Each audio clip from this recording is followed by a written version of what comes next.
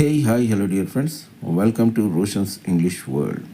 Dear friends, history is stained not just with ink but with blood.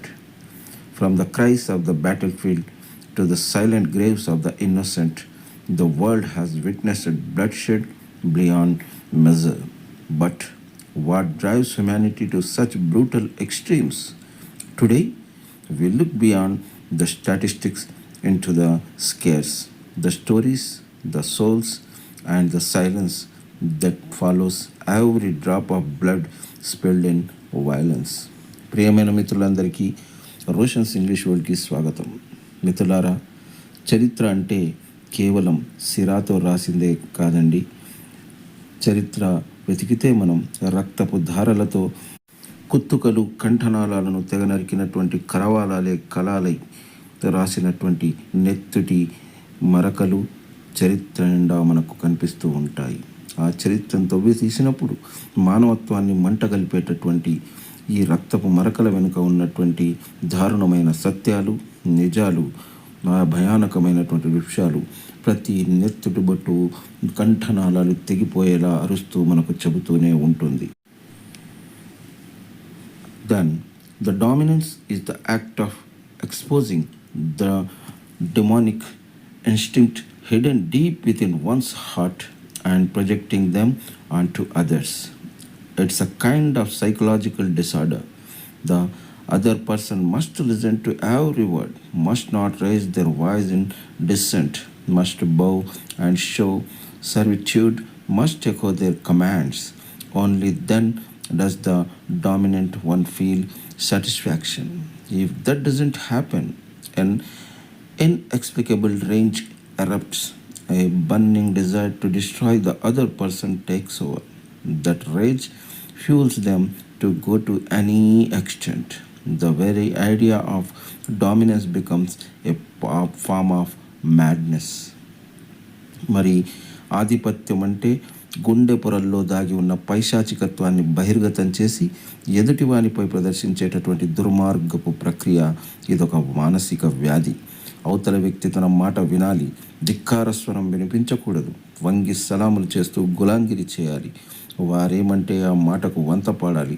అప్పుడే వారికి ఆనందం. అలా జరగకపోతే ఎక్కడ లేని ఆగ్రహం, అవతల వ్యక్తిని నాశనం చేసేయాలన్న కసి, ఆ కసే ఎంతటి దారుణమైన పనైనా చేయిస్తుంది. ఆ ఆధిపత్యం అనే ఆలోచనే ఒక ఉన్మాదం.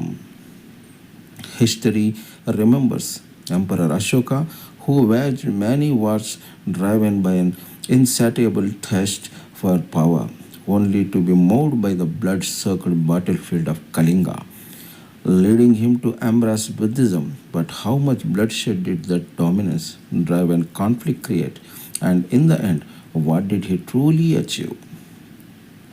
తీరని రాజ్యకాంక్షతో ఎన్నో యుద్ధాలు చేసి మందిని చంపి రక్తసిక్తమైన కళింగను చూసి హృదయం ద్రవించి బౌద్ధ మతాన్ని స్వీకరించిన అశోకుని చరిత్రను మనం ఎవ్వరము ఏనాటికి మర్చిపోలేం. మరి ఆ ఆధిపత్య పోరు ఎంత రక్తపాతం సృష్టించింది? చివరికి ఆయన సాధించింది ఏమిటి అంటే ఒక ప్రశ్నగానే మనకు మిగిలిపోతుంది. In the same way, Alexander the Great, who conquered vast lands for the sake of dominance, what did he ultimately gain? These rulers who etched their stories in the pages of history with blood, what did they take with them in the end? How many innocent lives were lost to their thirst for power? Did their hearts never once feel the weight of their actions?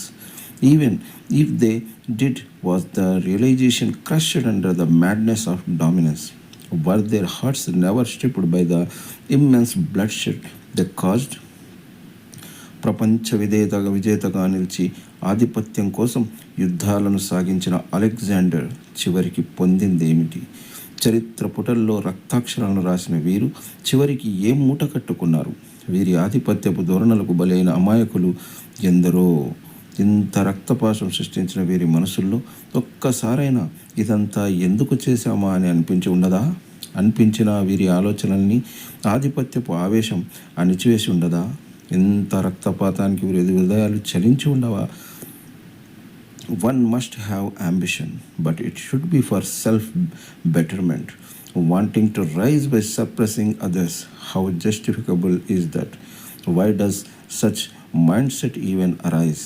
This issue is growing more and more intense by the day, posing a grave threat to human existence itself. లక్ష్యం ఉండాలి, కానీ అది వారి ఉన్నతికై ఉండాలి. ఎదుటి వారిని కిందకి అనగదొక్కి తాను మాత్రం పైకి నిలవాలనుకోవడం ఎంతవరకు సమంజసం? ఈ ధోరణి ఎందుకు వస్తుంది? ఈ సమస్య రోజు రోజుకు ఉగ్రరూపం దాలుస్తూ మానవ మనుగడకు పెను సవాళ్లను విసురుతూ ఉంది. The histories of trends throughout the world bear witness to this dominant mindset. Hitler, Stalin, Mussolini, Saddam Hussein, the list goes on. All of them brought destruction upon themselves and their nations. In the end, what did they accomplish apart from rivers of blood? Their actions remain as dark stains on human history, causing all of humanity to bow its head in shame. ప్రపంచ చరిత్రలోని నియంతల చరిత్ర వారి ఆధిపత్య ధోరణిని తెలియజేస్తుంది. Hitler, Stalin, Mussolini, Saddam Hussain ఇలా చెప్పుకుంటూ పోతే అనేక మంది మనకు చరిత్రలో నియంతలు కనిపిస్తారు. వీరంతా తాము నాశనమై తమతో పాటు ఆయా దేశాలను కూడా నాశనం చేశారు.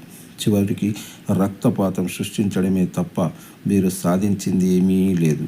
మానవజాతి యావత్తు సిగ్గుతో తలవంచుకునే చర్యలకు పాల్పడి ప్రపంచ చరిత్రలో మాయని మచ్చలుగా మిగిలిపోయారు. Even after all this bloodshed, even after all these truths have come to light, even after history has taught its lessons, why does man refuse to change? Why does he keep walking the same path? Why cannot he let go of his mindset? When will the day come when friendship, brotherhood, and love grow strong? And when a person sees another as an equal and loves them simply for being human?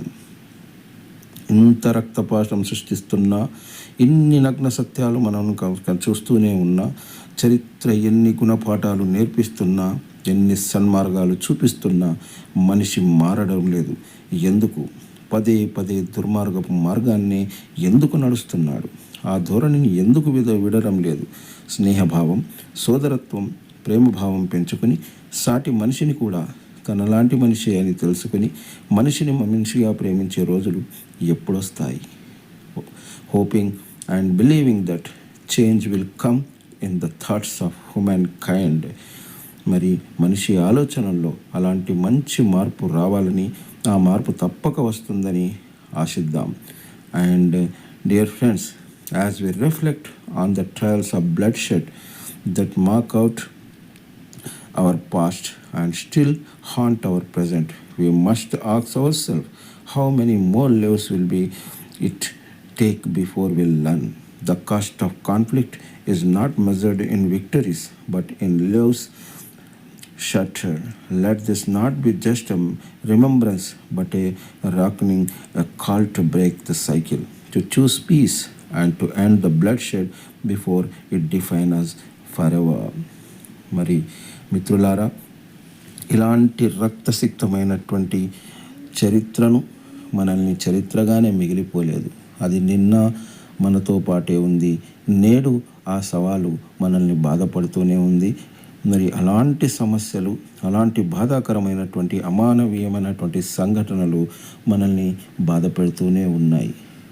జీవితంలో మన గెలుపు ఏంటి అనేది కొలవడం కంటే, మనం ముందుకు సాగుతున్న క్రమంలో మన జీవితంలో ఎలాంటి మంచి మార్పులు వస్తున్నాయి, మన బాటలో నడుస్తున్న వారికి, మనం నడుస్తున్న బాటలో ఎదురవుతున్న వారికి మన వల్ల ఎలాంటి మేలు జరుగుతుంది అని మనిషి జాగరూకుడై తెలుసుకుని ముందుకు సాగుతూ తను ఆనందంగా ఉంటూ ఇతరులను ఆనందంగా బతికేట్టుగా భావించేటటువంటి ఆలోచన, అలాంటి ఆలోచన క్రమం వచ్చిన నాడే ఈ విషవలయం అనేది తునాతునకలై యావత్ మానవాళి సుందరమైన జగతిగా ఎదగాలి.